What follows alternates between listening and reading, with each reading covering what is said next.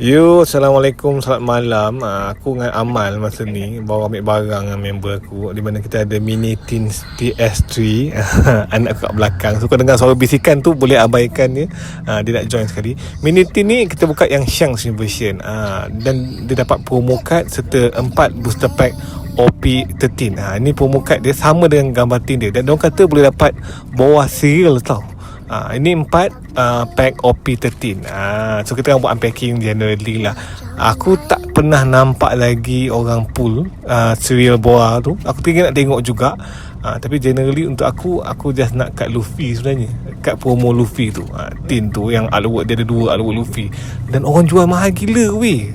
Promo tin ni aku pun tak faham. 3 pack pertama tak ada hit, dan pack keempat kita ada SR Yamato. So okay lah, aku tak kisah pun, aku nak promo je. Tapi ni promo Shanks, aku tak collect, most likely aku akan jual. Jadi hopefully kau enjoy video hari ni. Jangan lupa untuk follow, like dan juga subscribe. Dan enjoy collecting. Elakkan scalper guys. Bye bye.